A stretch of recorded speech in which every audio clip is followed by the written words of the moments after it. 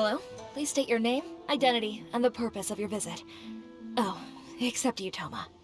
You must be new here. Excuse me? Please provide the information requested and also declare any goods you are carrying with you. Oh, well, I'm sorry. We cannot approve entry for purely personal reasons. So, unless you have a valid reason for visiting in accordance with the rules...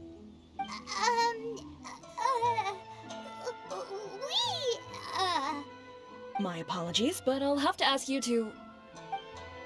Here are the entry papers, for your kind perusal. What? Ugh, take your time. No rush or anything. I just wanted to see what you'd say. Sorry about that. I see. Okay. Your papers are all in order. Welcome to retail. Phew. So, where do we go next? The Outlander Affairs Agency. They only check entry permits here. If you want to remain on Rito, there's a process you have to go through with them. Sheesh. So it is super strict, just like everyone says. Well, let's not forget that to everyday folk in Inazuma, people from everywhere else are referred to as outsiders. As the word suggests, Outlanders aren't very welcome in Inazuma with the Sakoku Decree in force. Not even on Rito, where they've established an outsider settlement. I like how you think. I've got a feeling we're going to get along very well. Now, let's head over to the Outlander Affairs Agency. Most of the current rules were put in place by the administration of Rito, the Kanjo Commission. The Kanjo Commission? Yes, one branch of the Tri-Commission of Inazuma, responsible for growing and managing the nation's wealth. You really haven't heard of it before?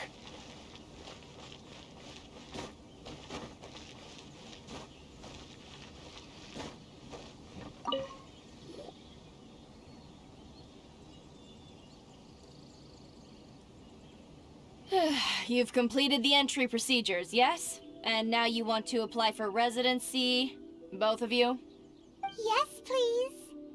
Okay, the processing fee will be 2 million mora. 2 million? For a processing fee?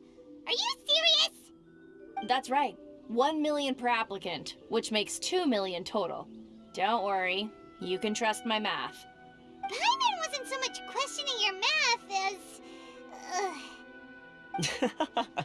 Ma'am, these two here are good friends of mine. I think you'll find I'm one face you recognize. Ah, Mr. Toma, it's you. By way of courtesy, allow me to reduce it to 400,000 mora total.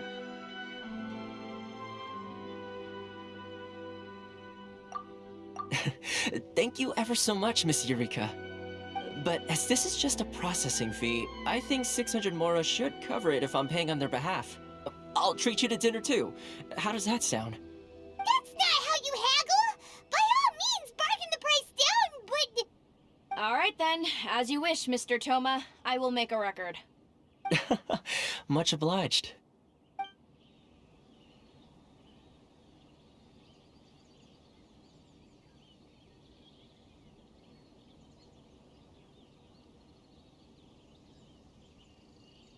What? She went from 2 million down to 600? There's something seriously wrong with people's sense of finance around here! It's not as mind-boggling as you think. A processing fee is just a figure of speech. The way some here at the agency see it, the fees are easy money, so it becomes a question of how much they can make. So when the day comes that some poor merchant from overseas with more money than sense gets stuck here and needs to apply for residency... Then they'll milk them for all they're worth! Exactly. It's at times like this that having a local friend really comes in handy. Yes, but when you're an outlander in Inazuma, far from home in this closed nation era, there's very little that can be done about it. The most that overseas merchants can do to look after themselves is stick together. That's how the International Trade Association came about. So it's a trade association built by and for Outlanders? Yep. And as well as advancing commercial interests, the association provides help, support, and structure for Outlanders trying to survive on Rito. Essentially, it's an association devoted to both commercial excellence and survival skills. Sounds like just staying alive is an achievement when you're an Outlander in Inazuma. I see. So this is the real purpose of your trip. Yes, given that you are Outlanders, it's certainly a lofty aspiration. After all, the Raiden Shogun is the most exalted and revered one in all of Inazuma. She is a deity who reigns on high, while all other life gazes up in awe. Huh. I was going to say nothing is set in stone when it comes to who you will encounter in this world. Who's to say you won't happen to run into the Raiden Shogun one day after lunch? Uh-huh. And is that likely?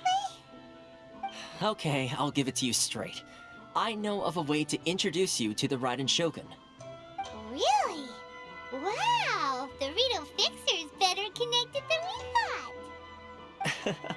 I mean, it will take all the resources I have at my disposal, but it can be done. However, before we get there, connections come at a high price, you understand? Not you too! No. In this instance, when I say price, I'm not talking about Mora. In fact, there's no real cost as such. It's just that if this is something you really want, you'll have to agree to help other people solve some of their problems first. I like to do things in a way that keeps everybody happy. It's my own personal rule for dealing with situations like this. Sounds very reasonable to Paimon. You're the man in the middle, so you have to trade favors to keep everyone indebted to you. Why do I get the feeling you're making me out to be some sort of crook? Never mind. Here's the situation. As I touched upon earlier, the members of the International Trade Association are constantly struggling to survive. Recently, things seem to have gotten more difficult than ever for them, so just go and check things out. See if there's any way you can help. The head of the association is called Carisio, and he's a good friend of mine. Go talk to him. I'll wait for you here.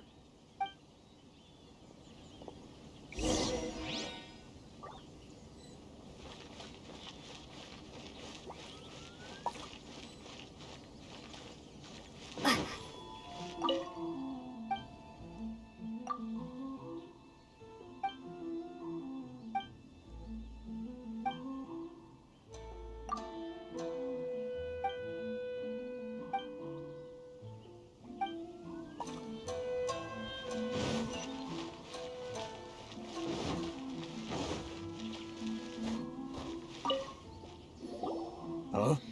Hello there. You must be seeking refuge with the International Trade Association. The Outlander Affairs Agency took you for all you're worth, I suppose. Good. That's a relief. You need to be careful, or you'll find yourself losing your savings all at once. We heard the association has been having some difficulties lately. Is that true? Yes. Left, right, and center. Obstacles at every turn. But that's nothing new for us. The Sakoku Decree certainly makes things difficult for anyone who wants to come here from overseas. But it's not the root cause of our woes. The Sakoku Decree might restrict our scope of activity, but in and of itself, it doesn't stop us from being able to enjoy a comfortable existence. No. What's really squeezing us Outlander merchants dry is those Mora grubbers from the Kanjo Commission. Oh, of the 3 commissions, that's the one that oversees everything on retail, isn't it? That's right. They impose astronomical tax rate, unbelievable regulations, and that's not the worst of it. They just issued a new tax decree recently that, for some reason, completely changes the way we pay our taxes. It used to be Mora, but now it's something called Crystal Marrow. Crystal Marrow? What's that? Something that most of us in the association had never heard of before either, until the new decree came along.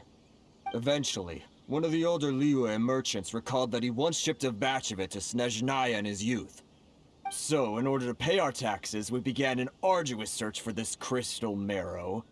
But then we found we'd only managed to create a bigger problem for ourselves.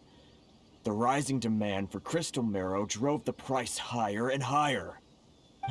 Now there's only one vendor who even has it in stock. We can't get a hold of it anywhere else. Isn't that what they call a monopoly? Exactly. So this vendor keeps pushing the price up, and we have no choice but to buy from them because the tax decree forces us to. It's a vicious cycle, the consequence of which is that our taxes will soon exceed our profits. And once that happens...